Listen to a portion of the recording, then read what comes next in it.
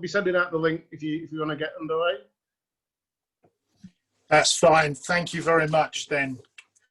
Sisters, brothers, a warm welcome to this evening's TUCG event, which coincides with the publication of an excellent new pamphlet on the work of trade unions in building anti-racist solidarity.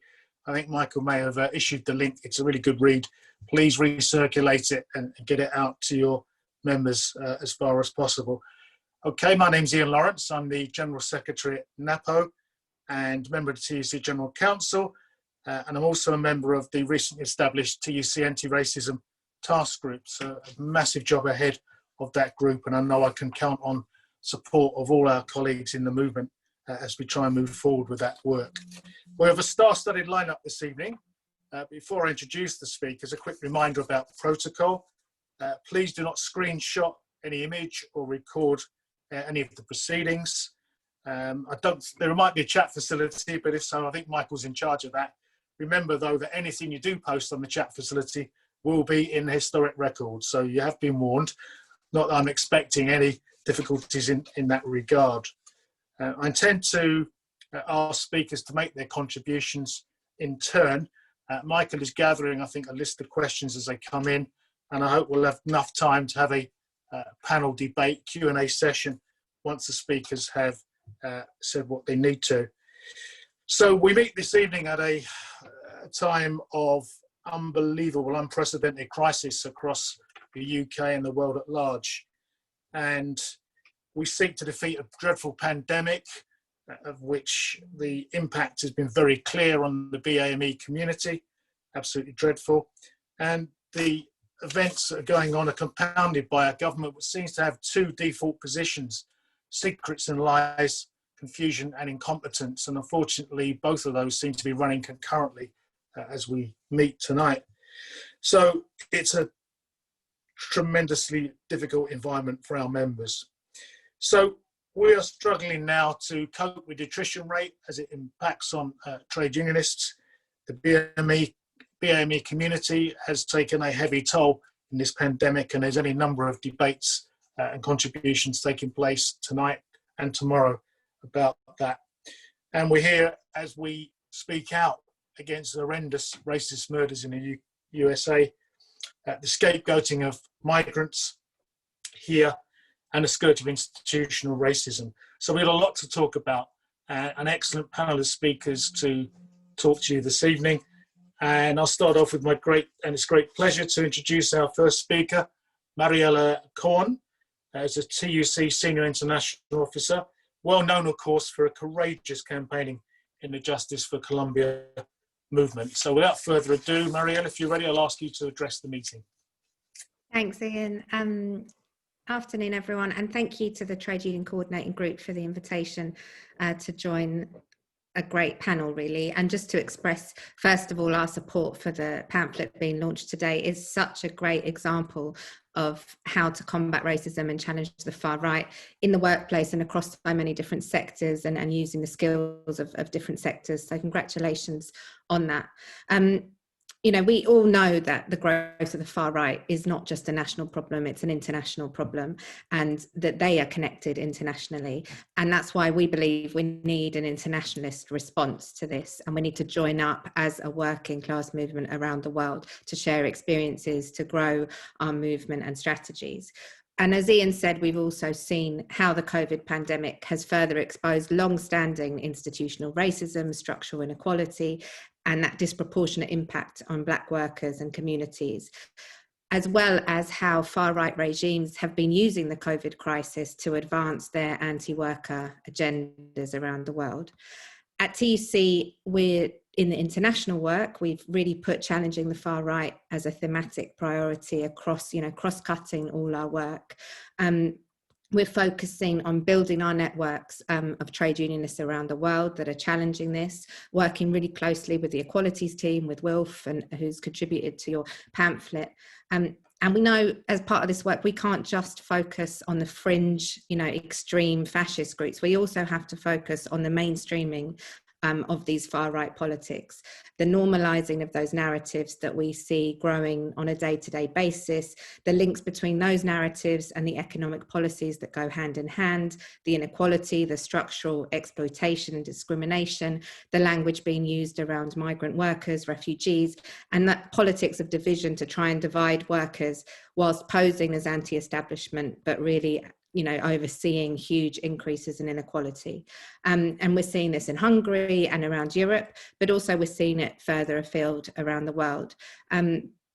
This focus that we've had on this work also links to the solidarity work we're doing with some of our priority countries, where we see authoritarianism growing. And unsurprisingly, these countries are also listed by the International Trade Union Confederation as the worst countries in the world for workers' rights. So Brazil, Turkey, Colombia, you can see the fundamental link between these authoritarian narratives and anti-worker and anti-union policies and situations where trade unionists are being detained, are being murdered, and a very close link between that repression and their industrial action and organising.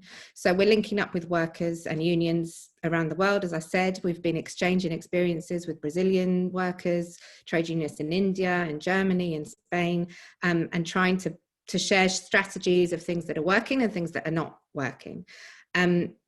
As I said earlier, we've also been monitoring how regimes are using the COVID crisis to crack down, and that is something we're very concerned about, how you can see anti-worker policies being used as part of a supposed strategy of dealing with the crisis. So the TUC international strategy is really focusing on organising, on building networks, political education and internationalism. We've developed, the equalities team has led on developing training for workplace activists about how to challenge the far right in your workplace, building confidence to have those difficult conversations, but also recognising that political education has to be at the heart of this training.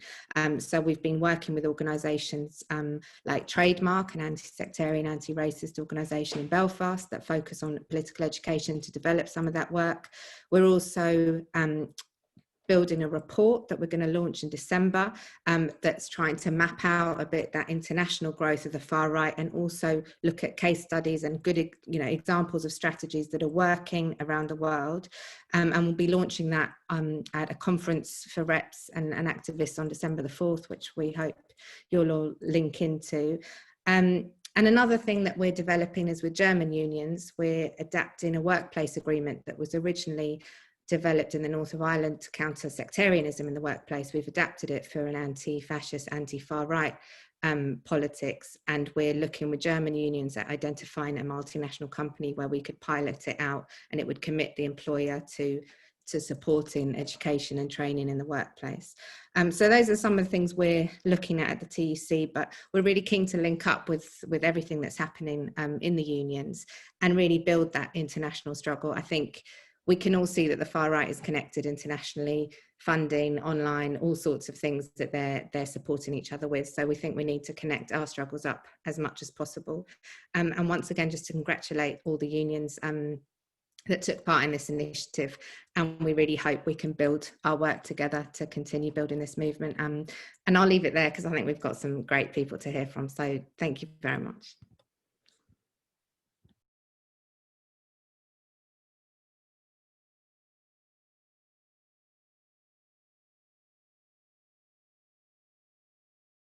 You're on mute, Ian.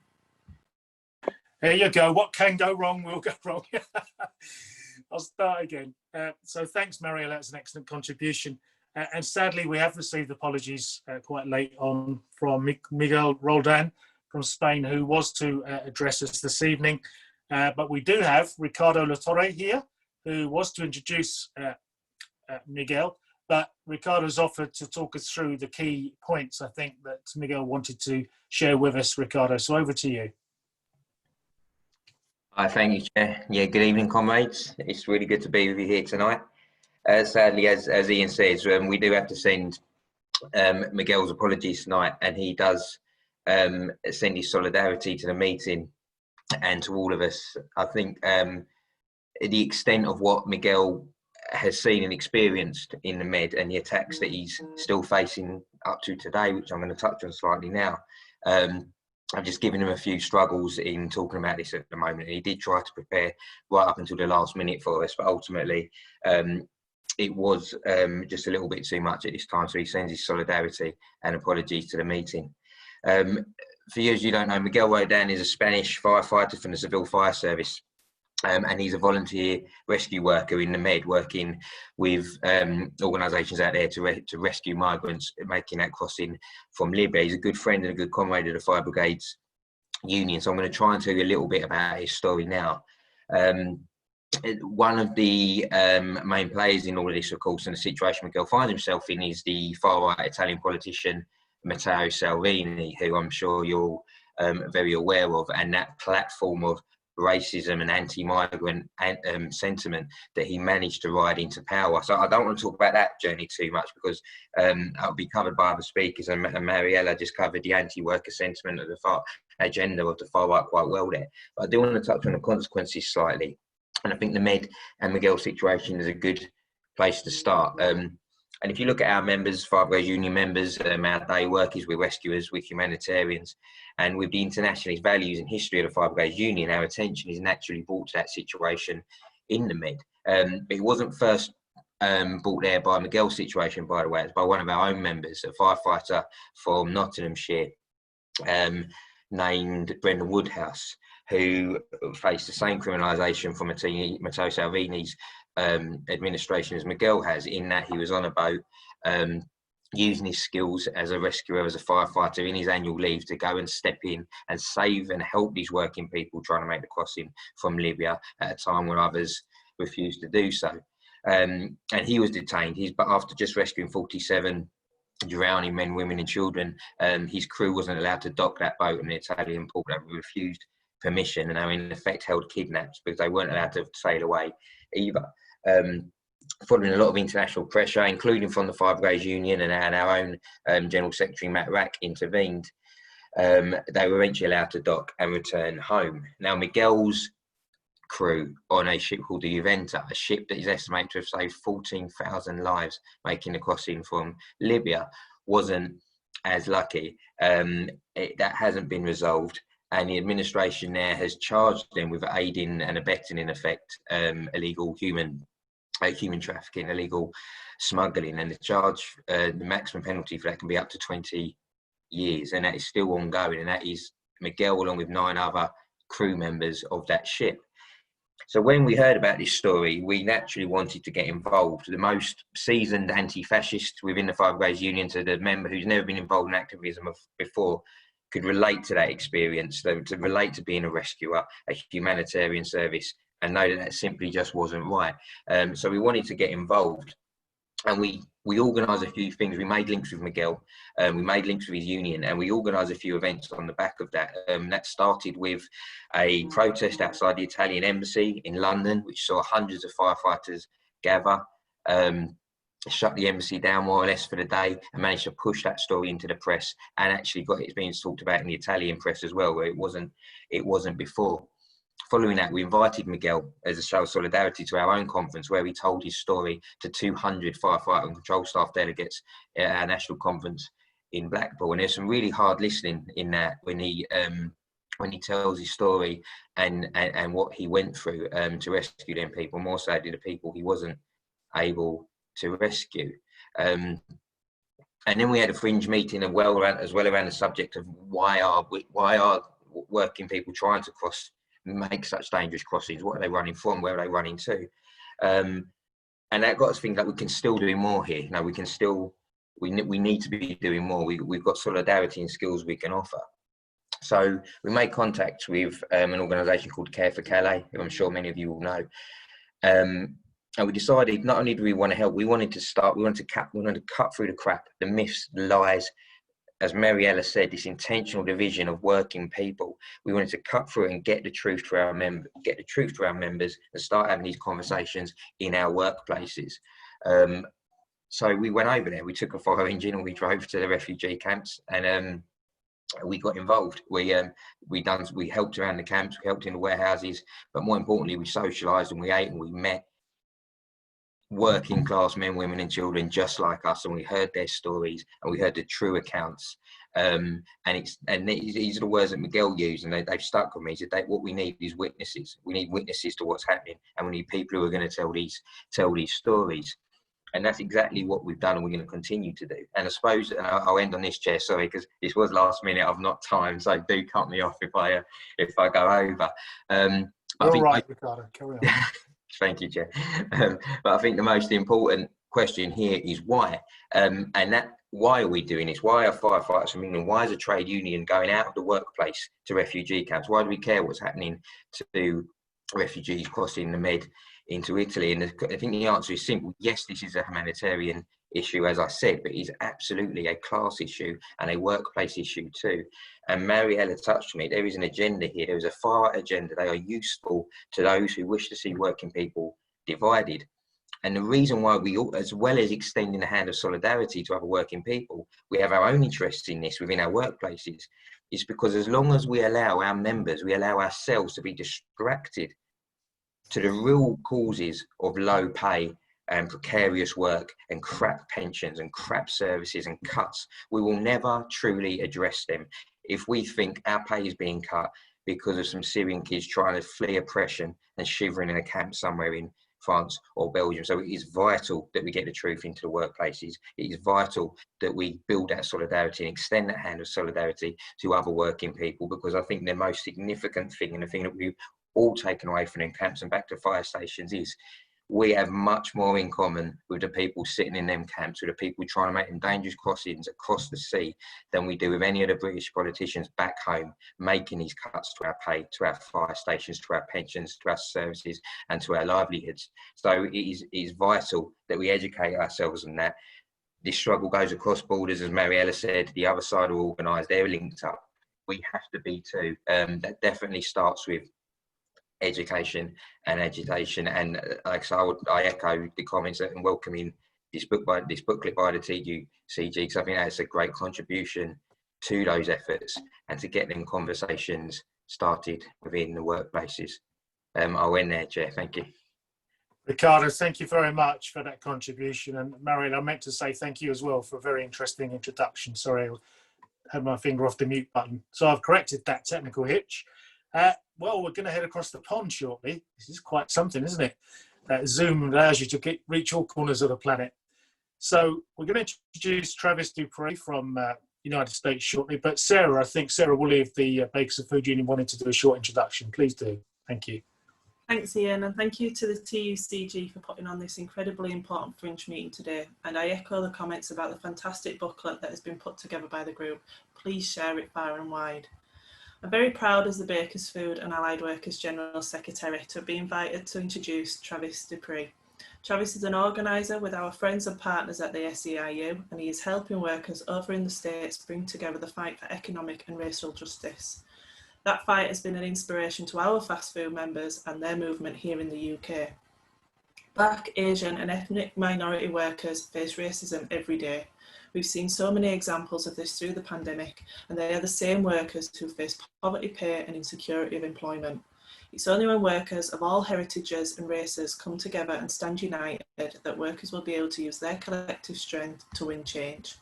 I'm proud that my union is part of a global movement of fast food workers that is innovating in new organising techniques, a movement that is empowering workers to fight and win on issues such as climate, economic and racial justice.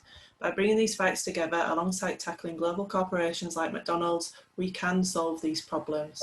There is no environmental justice, no economic justice without racial justice. Black Lives Matter.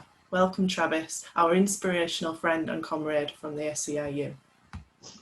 Well, thank you, Sarah, for such a great introduction, and thank you all for having me. This is obviously an interesting time, and what y'all are doing is amazing, bringing all these folk together around such important issues. Like Sarah said, so I do national partner work, coalition building for the union here. A lot of that is around the Fight for 15, and that's kind of how we're connected, right? Seeing the great work you guys are doing over there. And recently, one of my most empowering roles, I should say, is working on the ground with the movement for Black Lives and Black Lives Matter. not to give a history lesson, but 5 to 6 years ago when a gentleman, Michael Brown, was murdered by a police officer in St. Louis, kind of Black Lives Matter organization movement was formed. And I was able to be a part of some of those conversations at the very beginning. And now you fast forward to 6 years later, and we had George Floyd murdered. And in between and before that, there were plenty of other instances like that.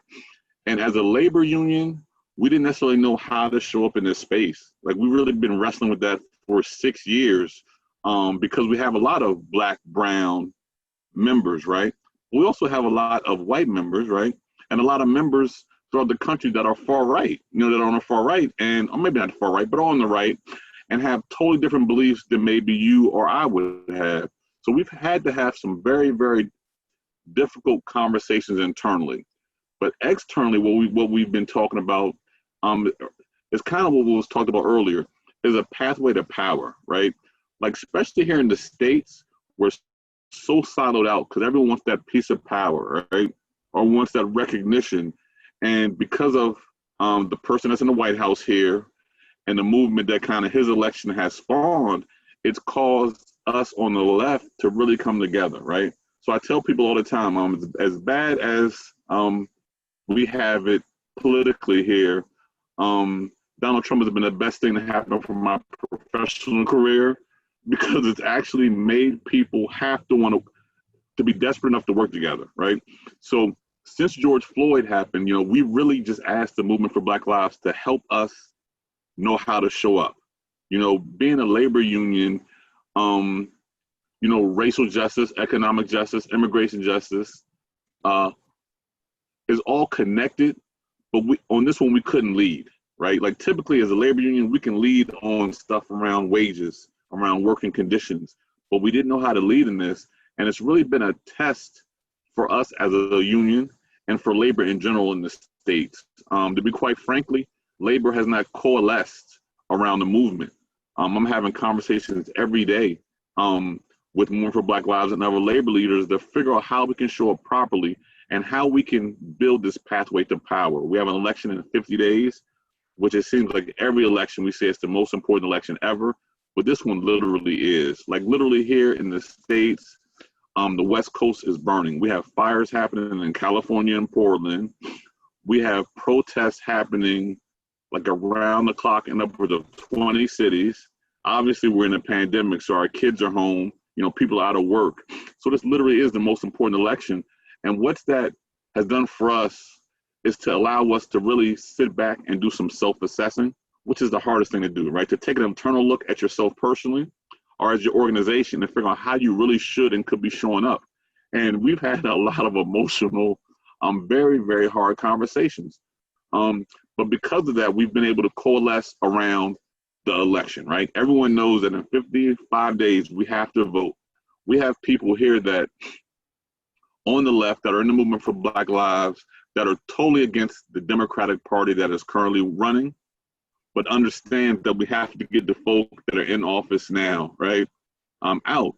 And there's a lot of, semantics that comes with that. For instance, unions like ours and other labor endorse the Democratic candidates, right? Folks on the ground in the movement do not do that.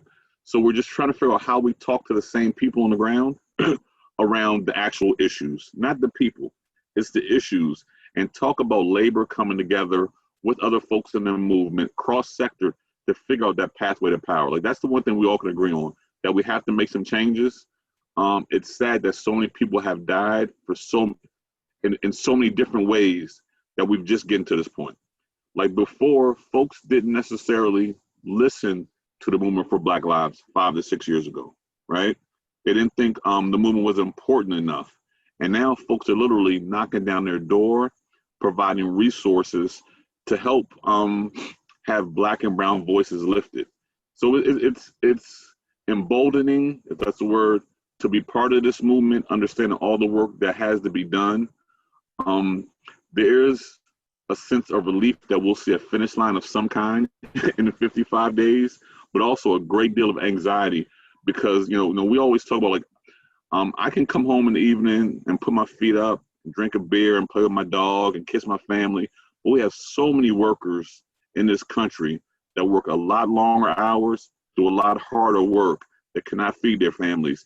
And we have to make sure that that's what's driving us to make change. It's not necessarily the I, but it's the collective we that can make change. So sending solidarity and love to you all. This work is being watched here. Like, we literally have a person at our union that does international work, Nick Allen, who some of you may know, that it means the world to him, and it means the world to us that we're showing solidarity. We get so much love from y'all, so much love when we do strikes and what have you, that our members and our leaders see it, and it goes a long, long way. So I just want to say that it's your work does not go in vain, and we watch and we admire and we learn so much from y'all. So thank you so much.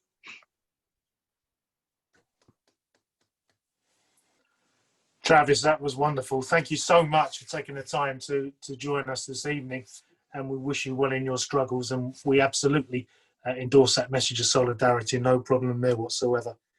So we zip across to another part of the world now, and we'll be joined shortly by Susan Hodge from the Caribbean, who's the president of the Civil Service Union in Anguilla. I'm going to call on Zita Holbourne now, who's the PCS National Vice President and Chair of the PCS International Committee, to do the introduction for us, Zita. Thank you. Thank you, Ian. Susan is with us, is she? She will be with us shortly. Okay. I'm just checking So with you. She's definitely, because I haven't been able to get hold of her. Okay, well, while you do that, we'll just, what we might be able to do is pick up a question, perhaps, while we're waiting for Susan to join us. So let me just have a look, see what we've got in so far. We've had one question in thus far, so I'll put that to the panel in just a second when I find it myself, which is, this is a question from one of our members, Keith Stockill in NAPO. So he's read Maureen Beater's contribution to the booklet that we've been talking about this evening.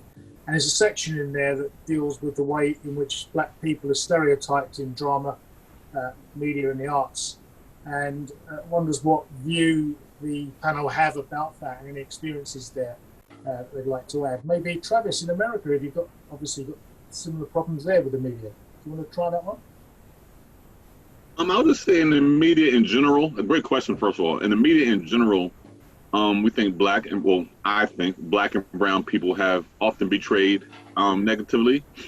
I think that now that there are more black and brown voices at the decision-making table, right, that's changing, because there is in every nationality or ethnic group, there's a wide-ranging amount of stories or ways those stories can be told. And for the longest, that wasn't the case here in the States, but I will say it is getting better by black and brown folk having leadership roles, whether it be at studios or at stations, and having a voice in how stories are being told.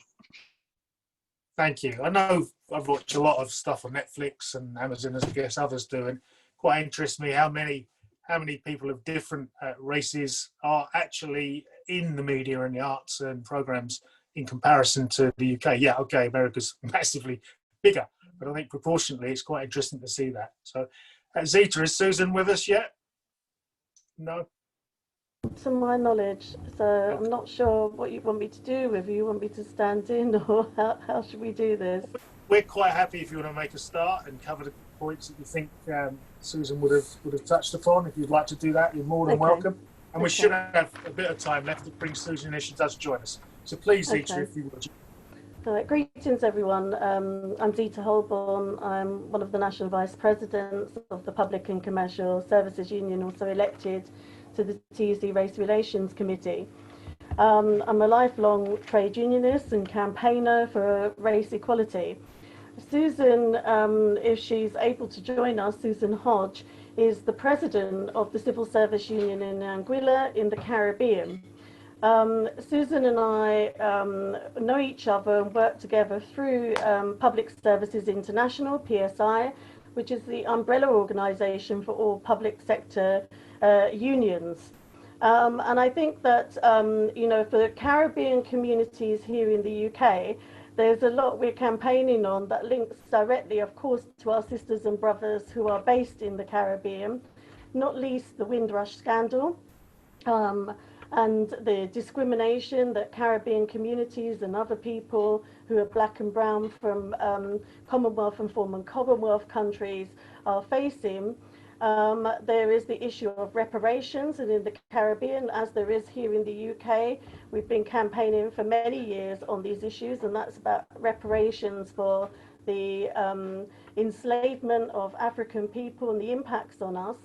And I would say that the legacies of colonialism and enslavement are partly to blame, will play a key role in why we face systemic and institutional racism today in society, in our workplaces, in our educational institutions.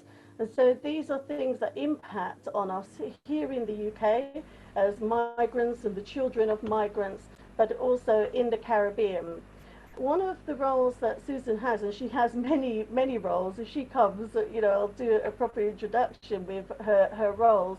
In the trade union movement, she has roles across the Caribbean in the labour movement, as well as in her own country of Anguilla, is that her official job in the civil service there, something a department we don't have in the UK, which is the Department of Disasters Management. And the reason that she works there, and she's been doing that job, leading that department for 15 years, is because, of course, the extreme weather, like hurricanes that are experienced in the Caribbean. And she therefore has not only working experience, but also lived experience of the impact of climate change on the global south, because she has to live that and respond to it every day. And I know she's been through it and it's impacted on her own home. I know that there were months and months when she didn't have water. And that's why it's important that we here in the UK as black people, whether it's in the UK, the USA, or wherever we are, because we are descendants from migrants who come from the global south, we have that lived experience. We know what climate change does to our communities and to our villages and our families, because we respond to that when it happens to our families, you know, having to rebuild their lives, rebuild their homes, being displaced. And like Riccardo, for the last 7 years, I've been coordinating humanitarian aid convoys to people who are refugees stuck in northern France. And all of those people who I've encountered in that 7 years, I would say, are people that are directly impacted by climate, and often by the combined impacts of climate change, of poverty, of conflict, and of persecution. And they flee and put their lives at danger fleeing because they have no other choice but to flee. And here in the UK, in the Civil Service Union, we've been in PCS, we've been negotiating with the government around the impacts of colonialism and enslavement, and saying that they have to address those legacies if they're serious about tackling racism. We've been having negotiations that are headed up Black Lives Matter, called by the Cabinet Office. And also there's the issue of the disproportionate impact of coronavirus on black workers. And that is a major issue that has impacted on us over the last 6 months. You know, around us, we're seeing members of our families and communities contracting the virus and dying. And in my contribution at the TUC today, I mentioned Belly Mujinga. We must never forget her name and what happened to her as a public sector worker.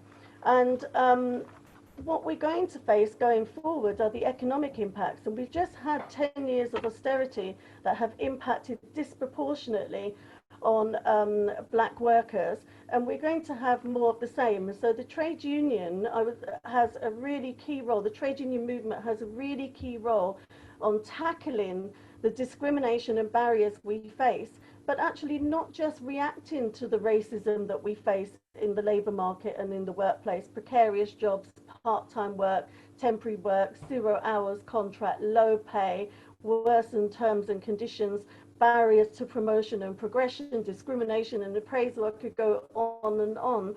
But actually about creating an environment and a labour market and a society where we have race equality, where the next generation don't have to continue fighting. And that's what we're seeing. Young people, young black people out on our streets globally as part of the Black Lives Matter movement, having to fight for justice. And I can see Susan's joined us now, so perhaps I should give her a proper introduction. Welcome, Susan. It's wonderful to see you. I've said a bit about what you do already, and I don't know if you heard any of that, but it gives me great pleasure to introduce Susan Hodge. Susan is a lifelong trade unionist. She's president, as I mentioned, of the Anguilla Civil Service Association. She's a mother of 3. She's a British-born Anguillan and has been working in the Anguillan public sector for 30 years. And as I mentioned, in disaster management, and very familiar with climate and climate change. So Susan's got that first-hand experience. Susan is a graduate of the University of the West Indies and of the University of Gloucestershire, truly global. And she's a UNICEF Return to Happiness trainer and a member of the International Association of Emergency Managers. Susan was recently elected Assistant General Secretary and Treasurer of the Caribbean Congress of Labour. Congratulations. And Susan has also served as a substitute women's titular for the Caribbean sub-region of the PSI and president of the Caribbean Public Services Association. And she's a believer in lifelong learning and an active community volunteer. Welcome, Susan. It's wonderful to have introduced you and to see you. Thank you for that very warm welcome. It's, you know, being in Anguilla, it's what, about 12 o'clock here? So I wasn't sure what time it was going to be in the UK. So am I the first speaker? No, you're the last of the panelists, and you're more than welcome. So please do say what you would like to talk about. Yeah. Well, the thing is, racism in Anguilla is, how can I put it? It's a predominantly Black society, so there isn't racism in the terms of racism that we've had in the UK or the US or anywhere else. But there are persons, I mean, I spoke to some of my colleagues in the tourism sector who have spoken about racism and what they experience in the workplace at the hotels. So, you know, it does exist, but I think that because it's a predominantly Black society, persons are not aware as much of the little nuances of racism, and it seems that they feel unfairly treated, but most of the time, for instance, I'll give you an example. The hotels here, all of their HR managers are local people. So basically it's that, you know, the correction is going to come from the local, although the management are making the decision. So it looks like it's not racism, or it potentially racism, but it can be. So I'm gonna just look at it from the kind of aspect of that we just need to be, there needs to be an essence of solidarity amongst all workers, whether you work for the public sector, which I do, or whether you work for the private sector, because we recently enacted a new labor code, and it strongly leans towards the employer, because our country does not lean towards a strong trade union background. So I'll bring out some of those things in what I'm saying as well. And I'm really glad that I'm last, because technology is always doesn't do me the best, and I lost my presentation, so I'm going to be trying to fix it up when the others are speaking, although I'm going to be paying full attention. Yeah, so we're due to finish around about 6, so we're not going to put you under pressure, but if you want to add any more, then we'll bring you back in. And just while you get your thoughts together, we've had a couple of questions in, which might try to run in, if you bear with me a second. So one of them is quite succinct, I think, in terms of the subject matter and the ostracization of Black people and their standing in the world. So the question has come in: how should we be engaging white workers to show up for Black Lives Matters? Mariela, I'll start, see if you've got a view about that to kick off with. How do we encourage our white comrades to join the struggle? Well, as I said, the work that Wilf has been leading on in the TUC is about building regional networks really amongst workplace activists, and that's really trying to engage all workers, and really realizing that there has to be a component of political education in there to make the links, like Riccardo was saying about, you know, those narratives, whose interests are those narratives in, and recognizing that the anti-migrant, anti-refugee narratives are trying to exploit that inequality to turn people against the other. So I think that political education is probably one of the big ways of trying to bring people together, and that's why we're working with organisations like Trademark to try and make those links and get people to see the inequality and see where that stems from, how the world works, what the global situation is, and try and make sure also that there's a strong kind of internationalist thread to everything we're doing. Okay, thank you very much. Another question coming in here. So immigration controls can often seem the acceptable face of racism. How can unions show solidarity with migrants and work to improve the immigration system? So this is a very topical subject. Riccardo, do you want to have a crack at that to start off with? How can we work to improve the immigration system so it's more widely understood and improve the course from where we are now? Any thoughts? Yeah, cool. I mean, it kind of touches on the points I was leaning towards in my original contribution. I think myth busting is so important in getting people to understand the discussion of my immigration and the policy that comes with it within at home and abroad, and so much of that comes from cutting through what sadly is people's main source of information on this topic, which is a right-wing media. Our members will hear more about immigration and the debates around it through Murdoch's press than they will from the people actually involved.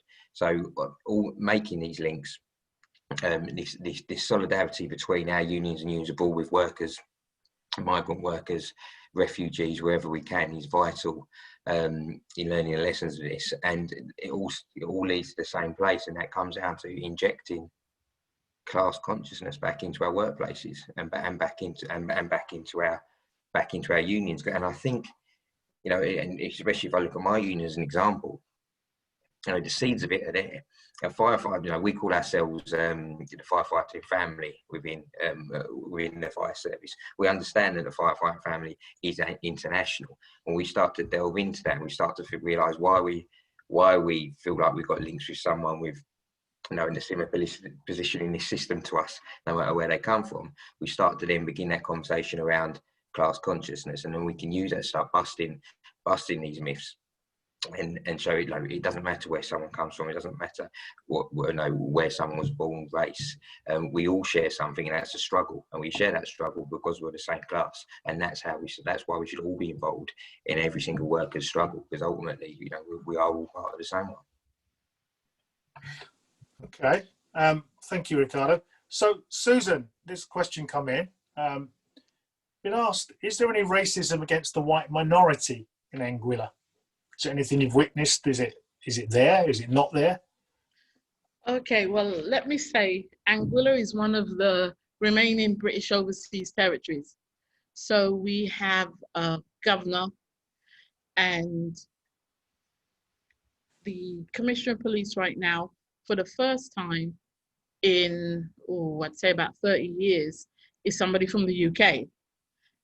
And there was a little bit of pushback when that person was appointed, because, you know, we've always had local people being the Commissioner of Police, and then all of a sudden there's this white guy out of England, and people felt that, oh, that means that they're coming back to take over the country, kind of thing. Because I don't know if you can tell from my accent that I don't know if I still have it, but I was born and brought up in the UK, but I've been living in Anguilla for about more than 30 years and worked for the government for most of that time. And when I first came here, most of the top positions in the government service were held by expats from the UK. And that slowly changed as more and more Anguillians got their qualifications. But most permanent secretary positions were held by local people. And yes, there is an element of, what was it called, reverse racism, or, well, whatever it is, it's racism. There is an element of that, yes, to a certain extent, but it's not overt. And people they're more inclusive than exclusive. I mean, if somebody comes in, it's not going to be like, oh no, we don't want to talk to you, we're not going to be around you. They're going to include you. It's if you, how can I put it? If somebody comes in and they want to show that they're superior in any way, then they're going to get a pushback. But if you come in and you're just like everybody else, there's not going to be any pushback. But then there is a expat clique, so to speak. So, like, there's a place where all the expats go, they know what to do, they know who to meet with and that kind of thing. So, yeah. there is, yes.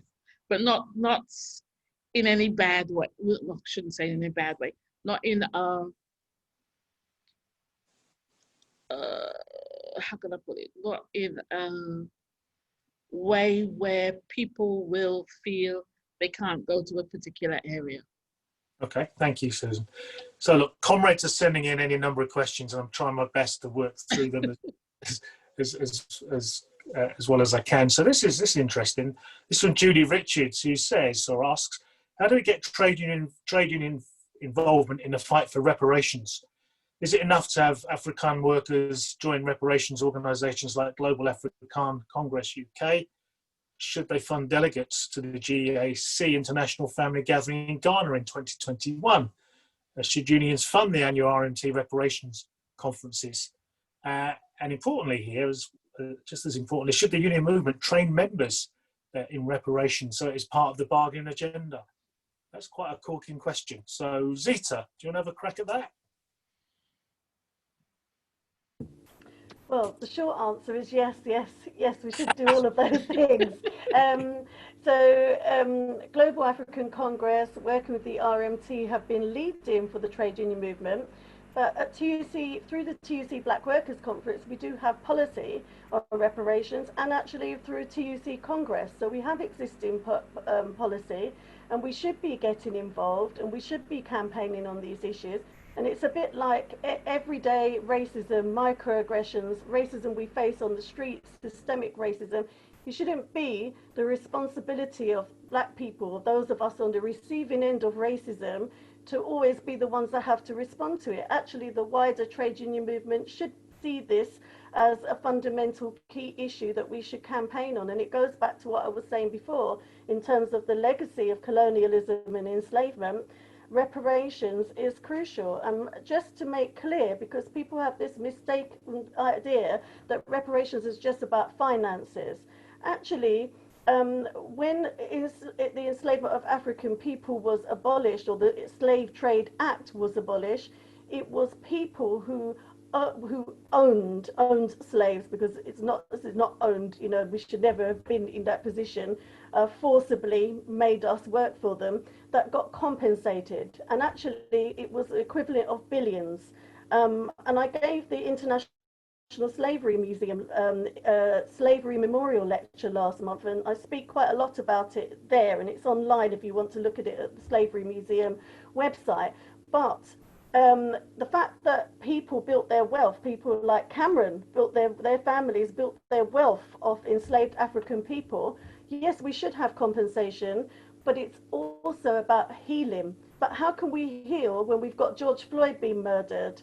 You know, when we've got people here in the UK being murdered every day and facing police brutality? We can't heal until racism ends. So actually part of reparations is addressing that racism we face here and now and creating a positive legacy for future generations too. Thank you, Zita. Travis, the reparation issue in the States, is it big? It's interesting. It's not big, and it's kind of segmented you know, even among Black folk, you know, as we talk about reparations, I think, like Zita said, it's not just about money. It's education, it's land. So I think before the movement really grows here, we had to determine what reparations really means and to who. There's a city in North Carolina that started reparations, but they're giving money, you know, by way of resources. So it hasn't really picked up, but I could see it growing after the election, or that be something that that folks push leading into the election as something they will want the Democrats to tackle in their first 120 days. But it's not really big here nationally yet, no. Okay, thank you very much. Okay, I'm working through what I can here. Let's see if we've got anything else. I'm looking at the clock as well. I'm looking to the co-host. Is it 6 o'clock close here, Michael? No response. He's on mute. Right, we'll push on for a few more minutes. Okay. Yeah, 6 o'clock here. 6 o'clock. Okay, so we are getting to the wind-up time. Look, I am so sorry because it's a fascinating debate, and I wish we could have gone on a bit longer. Look, can I firstly thank all the speakers that have joined us this evening? Zita, Susan, Sarah, Riccardo, Mariela, and Travis, and we wish you well in your struggles wherever you are. So, what it's shown again, I think this debate is that the struggle for racial and economic justice is a massive one, as it always has been, and exemplified by recent events that spark protests and a resurgence in the Black Lives Matter movement. And I hope to spark consciousness among people who are not from the BAME communities into the importance of this struggle. And before us, of course, is the work we are doing in our individual trade unions, and we've heard some eloquent examples of that. But it's also about engaging with people who are not trade unionists, also working people, our friends, our neighbours, our families, who hear this right-wing rhetoric daily and believe it. And I know all of us are committed to doing what we can to combat that. So it's a struggle that's every bit as important as any other struggle that the movement is involved in right now. But it's a struggle that trade unions must win and will win. And it's not just about now, is it? It's about the generations that are going to follow us in the next few decades when we're long gone and forgotten. Because I hope by that time, racism, as we understand it, will be a thing of the past. Thank you very, very much for your contributions. And I do apologise if you've asked questions and I've not been able to get them in. I've done my best. Wish you a good evening. And for those of you joining Congress tomorrow, a successful day as well. Thank you so much.